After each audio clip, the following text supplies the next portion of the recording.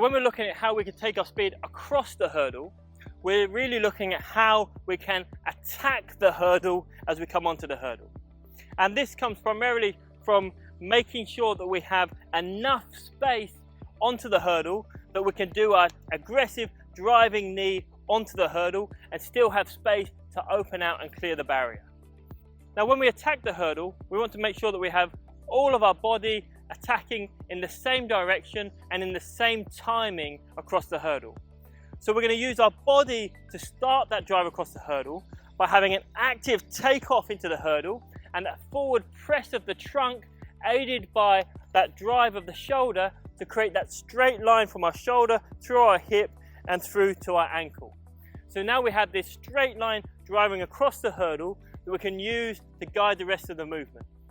So as we drive our knee at the hurdle, we want to make sure that we're matching up that shin angle with the rest of our body. So as we drive the knee at the hurdle, we should have that shin under control and driving in the same line as the rest of the body. Once we've done that, we're going to have this really aggressive forward lean into the hurdle, and then we can open the foot to clear the barrier. Now if we're going to be this aggressive onto the hurdle, we need to have plenty of space on this side of the hurdle from which to attack. And we can do that in two ways. The first is by simply shortening our strides in between the hurdles and shortening this final stride into the first hurdle, and we'll see how that not only moves that foot further away and our hip further away from the hurdle to give us that space, but also it helps us to create that attacking angle into the hurdle. So having a really active and short last stride into the hurdle helps us to create that space, and it helps us to create that attacking angle. The other way is that we can create space from the hurdle before, but as we land off of the hurdle, we're trying to get down onto the ground as close to the hurdle as possible. And this is going to create that space we need to run onto the next hurdle.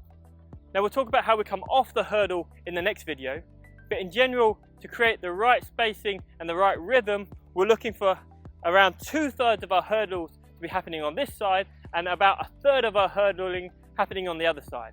So 2/3 of our hurdles technique is about attacking onto the hurdle, and only 1/3 of it is about how we get off on the other side. So we're looking for roughly 2 meters away from the hurdle, which is quite a long way, but it gives us that space to drive across the hurdle at high speed. So when we get this right, we should feel like the hurdles are coming at us faster and faster and faster throughout the race.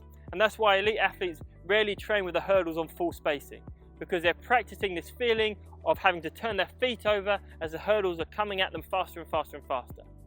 But we can practice this feeling in many ways by adapting the hurdles. Of course, we can move them closer together, but we can also move some of the hurdles lower.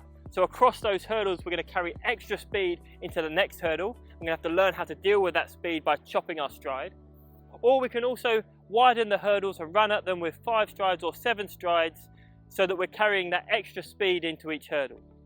So don't be afraid to move the hurdles in and out, up and down, and find novel ways to create that feeling of speed and rhythm in the hurdles.